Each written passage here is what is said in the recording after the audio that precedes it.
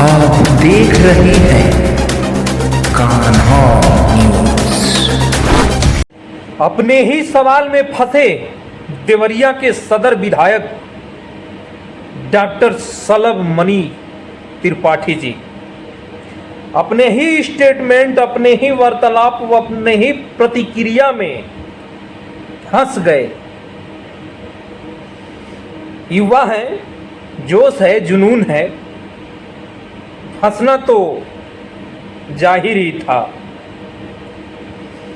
सलभ मणि त्रिपाठी जी अपने फेसबुक पर कुछ स्टेटमेंट दिए हैं जो कि उनके स्टेटमेंट के आधार पर तरह तरह के सवाल उत्पन्न हो रहा है और उस सवाल को जो लोग पढ़ रहे हैं उनसे लोग सवाल कर रहे हैं। उनका स्टेटमेंट क्या है, बने रहिएगा पूरा वीडियो में, पूरा इस वीडियो को देखना है। दोस्तों, आप देख रहे हैं कान्हा न्यूज और मैं हूं कान्हा। फंस गए सदर विधायक डॉक्टर सलभ मणि त्रिपाठी जी। इनका स्टेटमेंट क्या है, इनका स्टेटमेंट जरा सुनिएगा। मैं बता रहा हूं कि इनका स्टेटमेंट क्या है। देवरिया के रुद्रपुर के फतेहपुर का श्री सत्यप्रकाश दुबे जी का परिवार लंबे समय से भूमाफियाओं से कानूनी लड़ाई लड़ रहा है। जब इन महोदय को पता है कि लंबे समय से सत्यप्रकाश दुबे का जो परिवार है वो भूमाफियों से लड़ाई लड़ रहा है, तो ये कहां सो रहे थे? जनता को क्वेश्चन करना चाहिए या नहीं करना चाहिए? वो कहां थे कि जब दुबे परिवार भूमाफियाओं से लड़ाई लंबे समय से लड़ते चले आ रहे थे, तो ये कहां थे? यानी कि इनको पता था, सब कुछ पता था कि 1 लाख पूत 1.25 लाख नाती अत्ता रावण घर दिया न बाती। इनको हर एक चीज पता था। इनका स्टेटमेंट जो है मैं आप लोगों को बताना चाहता हूं, नहीं बल्कि दिखाना चाहता हूं पारदर्शी तरीके से। अगर आप लोगों को देखना है तो इनके फेसबुक आईडी पे जाइए और देखिए कि इनका कितना बड़ा स्टेटमेंट है। आगे क्या कह रहे हैं?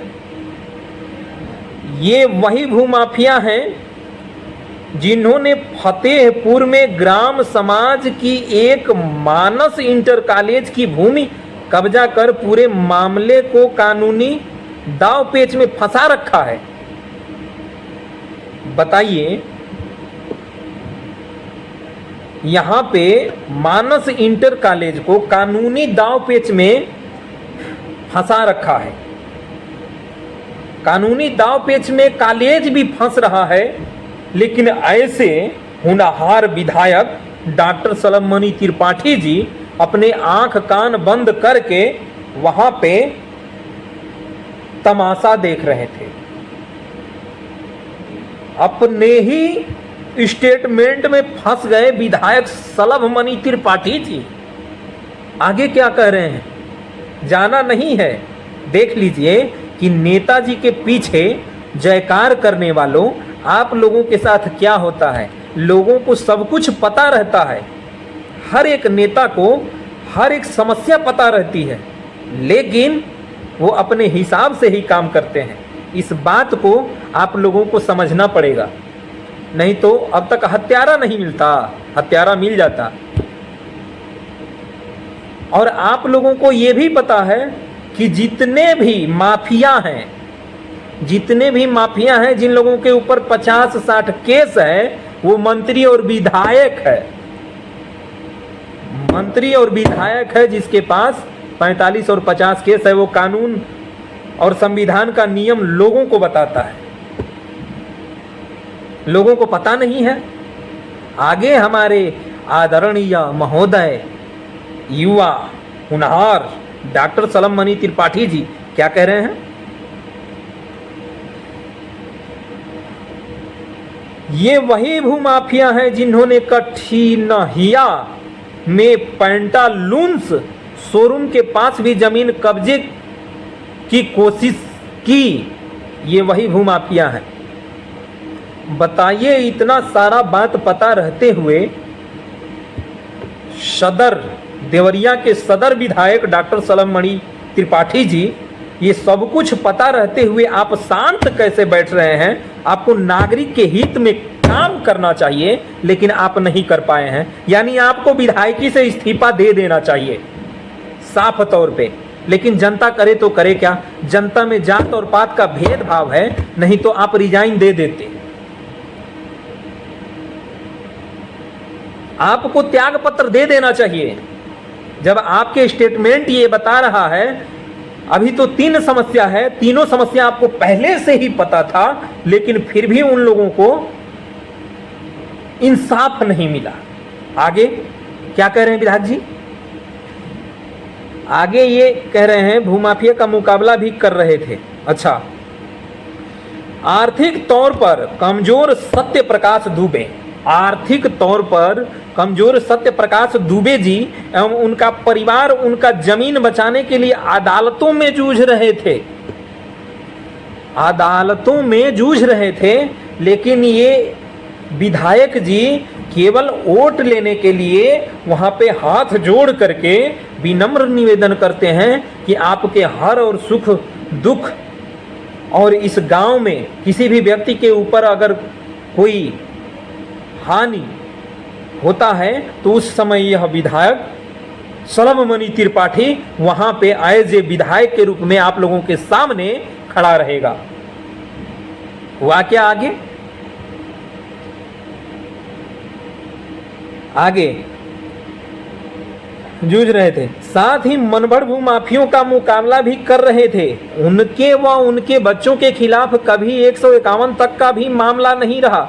ऐसे सीधे सीधे परिवार के साथ हुई हवानियत कतई स्वीकार्य नहीं है। दुबे परिवार का बलिदान व्यर्थ नहीं जाएगा। इस घटना के लिए जिम्मेदार भ्रष्ट व नकारा शासन के विरुद्ध भी इंसाफ की जंग लड़ी जाएगी।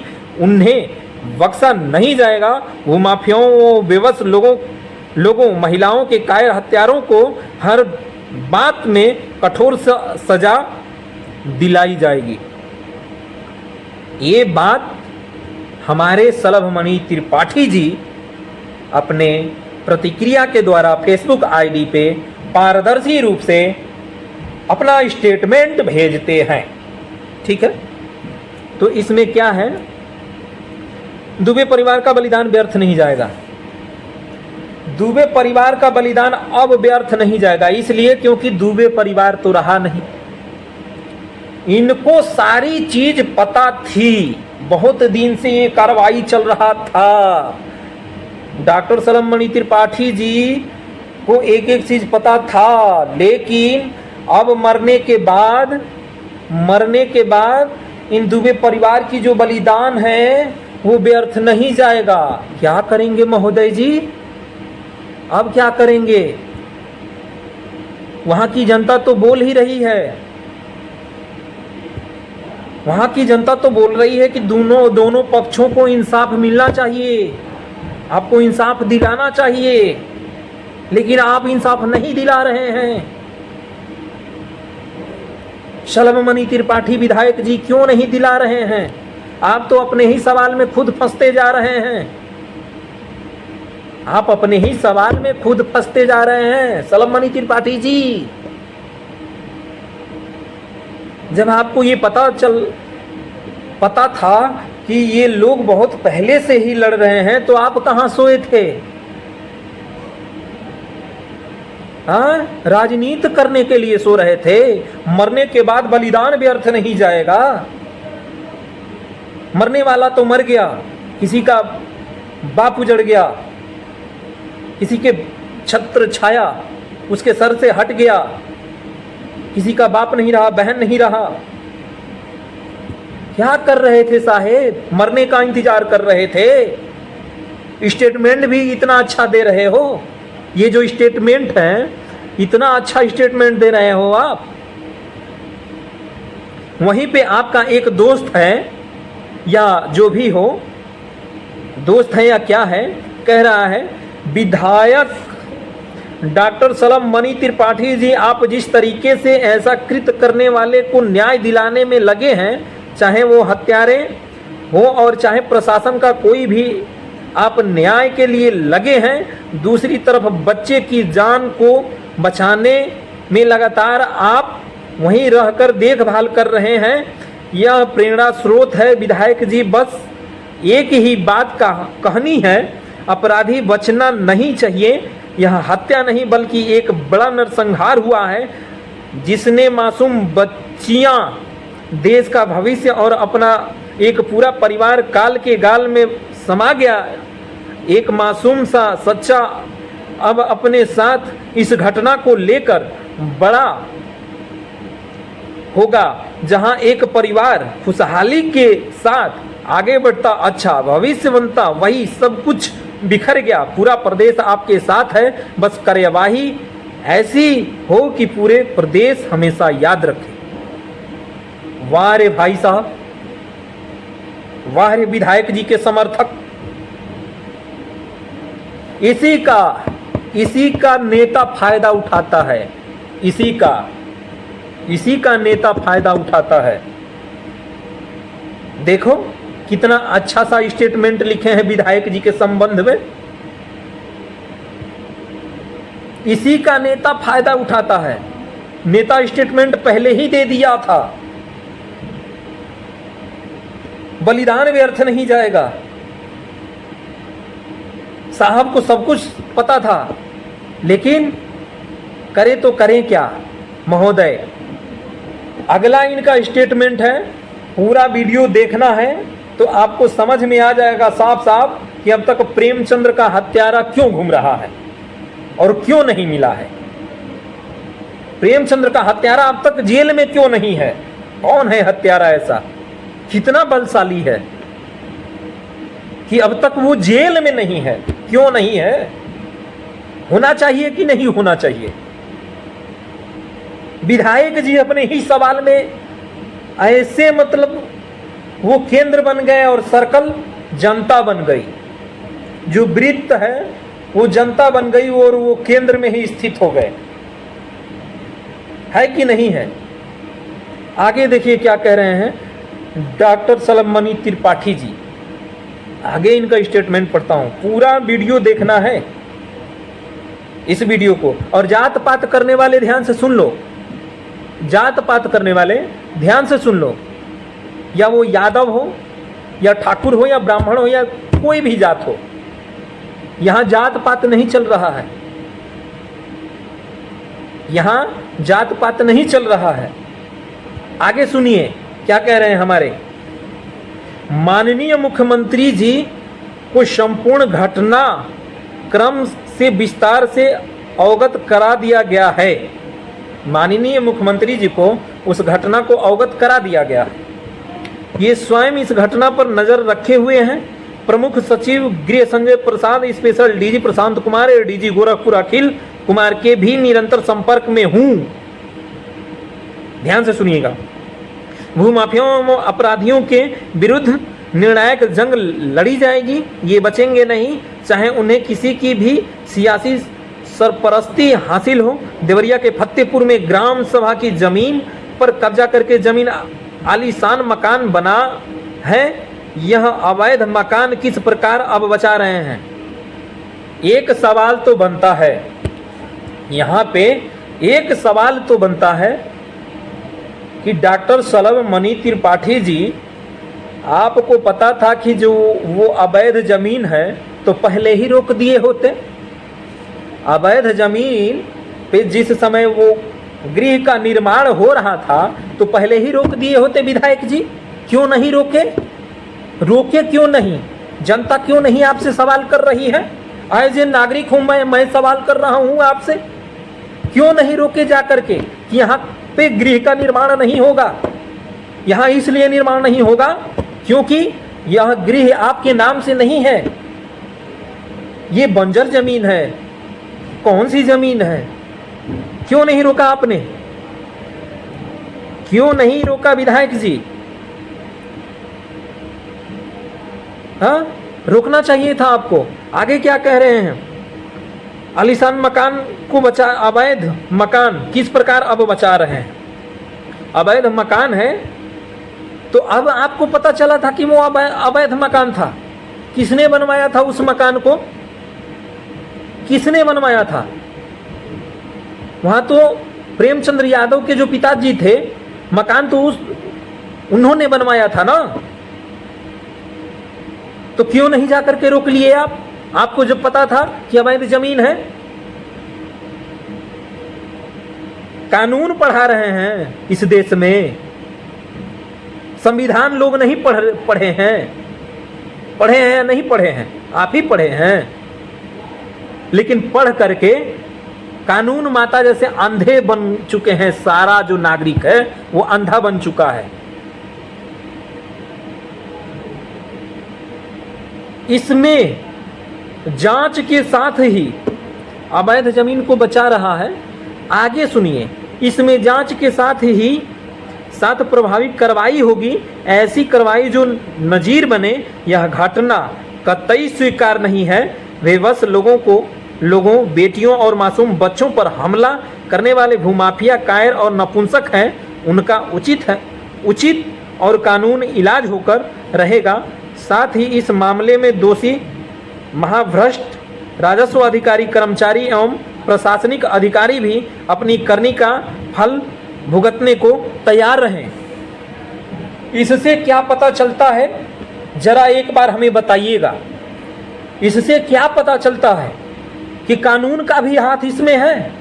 विधायक जी जो स्टेटमेंट में लिखे हैं, प्रशासनिक अधिकारी भी अपनी करनी का फल भुगतने को तैयार रहें। क्या प्रशासन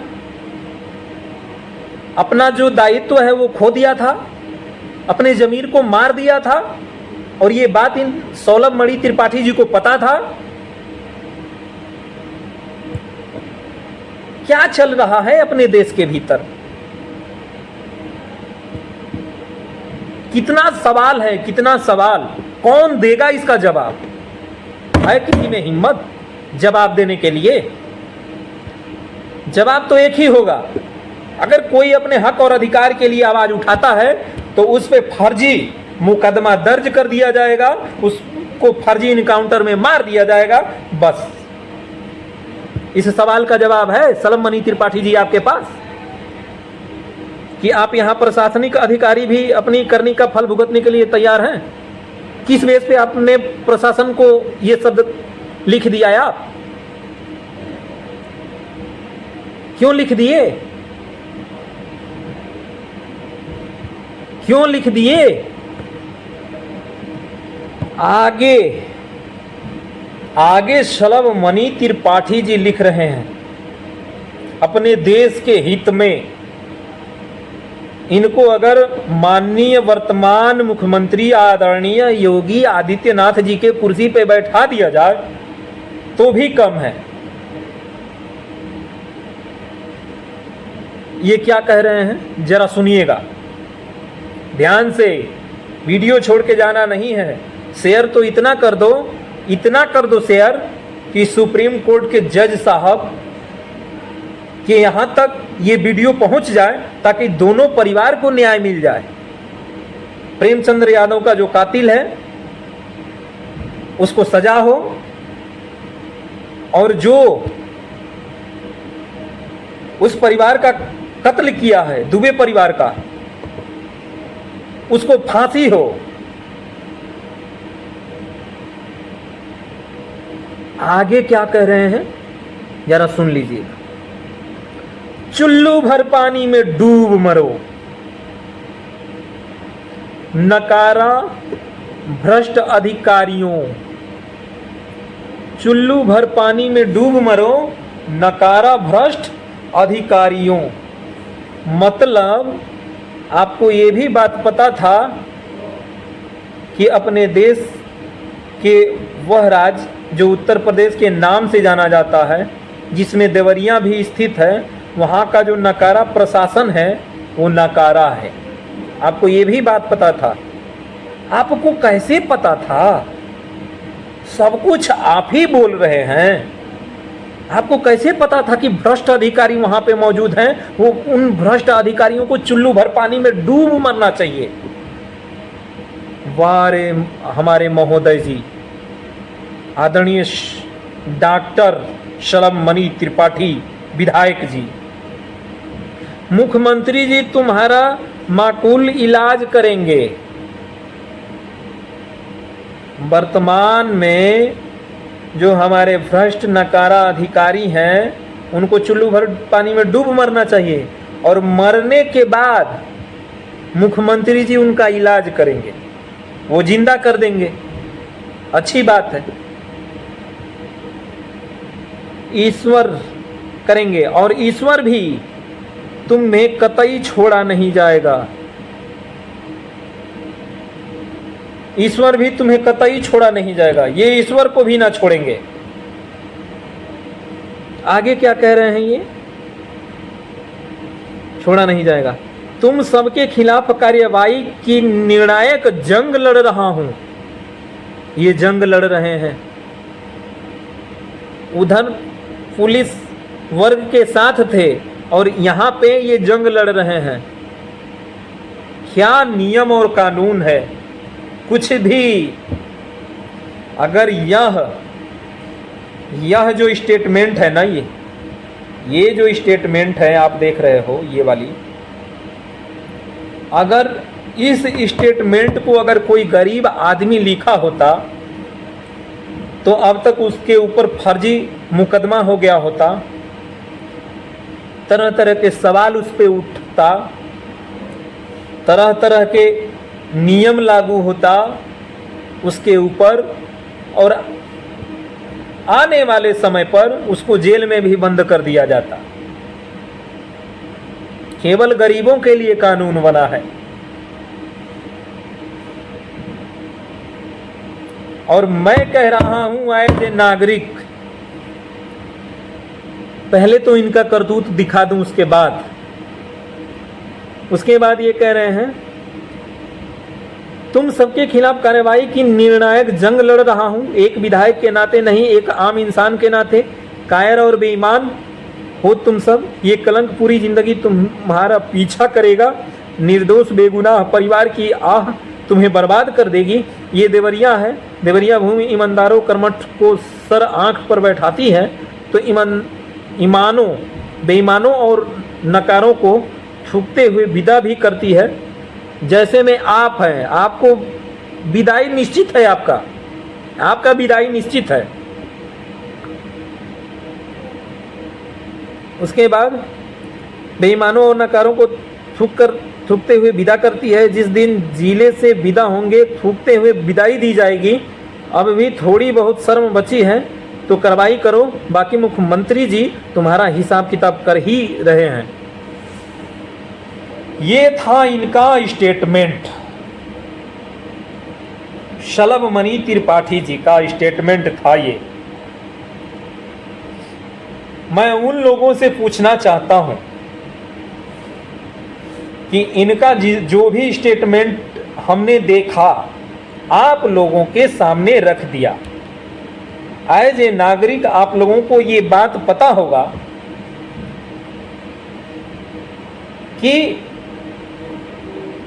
लोटा का लोग पुरखे बोले हैं कि जो लोटा का पेनी होता है उस पर लोग भरोसा नहीं करते हैं। जो लोटा का पेनी होता है उस पर लोग भरोसा नहीं करते हैं, और कब वो इधर चला जाएगा कब इधर चला जाएगा ये कोई बात पता नहीं है। लेकिन लोग कह रहे हैं अपनी प्रशासन भी रहेगी, कानून व्यवस्था भी रहेगा, और अपना देश संविधान से चलता था, है और चलता रहेगा। ये आने वाले टाइम पे हर नागरिक अपना हक और अधिकार के लिए, मैं उनसे ये आग्रह कर रहा हूं कि आप संविधान के कुछ पन्नों को पढ़ लीजिए। कोई ऐसा व्यक्ति नहीं है जिसको संविधान का सारा आर्टिकल के बारे में पता हो, और नहीं तो कभी आप पूछ करके देख लीजिएगा। लेकिन जो इंसान एक बार पता कर लेता है, पढ़ लेता है, शिक्षा एक ऐसी शेरनी का दूध है जो पीता है वो दहाड़ता रहता है। लेकिन होता क्या है अपने देश में, फर्जी मुकदमा कर दिया जाएगा। कानून का डंडा बहुत लंबा होता है, कानून का जो डंडा बहुत लंबा होता है, ना इससे कोई बचा है ना बचेगा।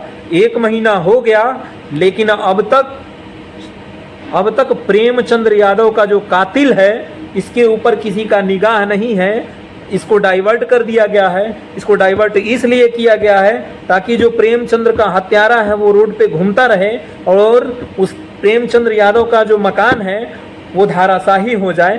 धाराशाही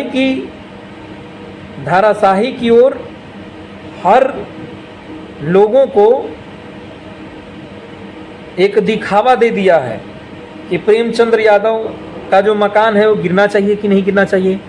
आजकल के जो मीडिया वाले लोग हैं वो भी वहाँ पे जा करके प्रेमचंद्र यादव का मुंह में माइक लगा लेंगे ऐसे, प्रेमचंद्र यादव का मकान गिरना चाहिए कि नहीं गिरना चाहिए, प्रेमचंद्र यादव का मकान गिरना चाहिए कि नहीं गिरना चाहिए, प्रेमचंद्र यादव का मकान गिरना चाहिए कि नहीं गिरना चाहिए। उसके बाद कहेंगे अगर कोई बोल देगा कि नहीं गिरना चाहिए, क्यों नहीं गिरना चाहिए, क्यों नहीं गिरना चाहिए। मीडिया वाले ये नहीं कहेंगे कि प्रेमचंद्र यादव का कातिल का अब तक पता नहीं चला, उसका पता लगना चाहिए, प्रेमचंद्र यादव का मकान गिरना चाहिए। बस सबकी निगाह प्रेमचंद्र यादव के मकान पे टिकी हुई है। ये है अपना देश का कानून व्यवस्था। लेकिन मैं पहले भी बोला था, अब भी बोल रहा हूँ कि अपना देश संविधान से चलता है और संविधान से चलेगा। अपनी जो प्रशासन है, संविधान अगर नहीं होता तो ना कोई सीएम, ना कोई पीएम और ना कोई डीएम और ना कोई जो पुलिस है, कोई कुछ नहीं बनता। ये संविधान का आज देन है कि सारे अपने वर्दी को देखते हुए, अपने वर्दी का जो गरिमा है वो सारे लोग अपना खो बैठे हैं।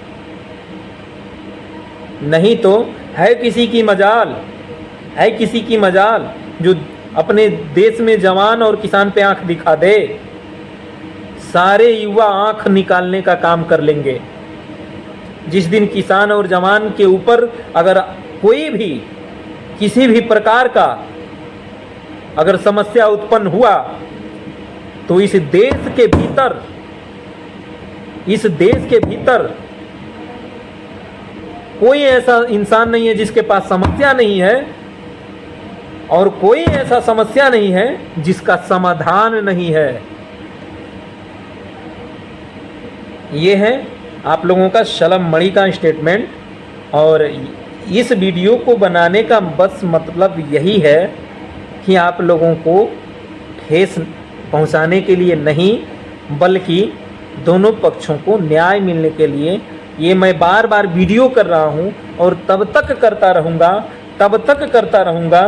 जब तक उन दोनों पक्षों को न्याय नहीं मिल जाता। और एक बात और है, न्याय कब मिलेगा जानते हो? जब 2024 का चुनाव आएगा उससे पहले उसका निर्णय 99.9% लिया जाएगा। इस बात को भी देख लेना, एज ए नागरिक के तौर पे मैं बोल रहा हूँ।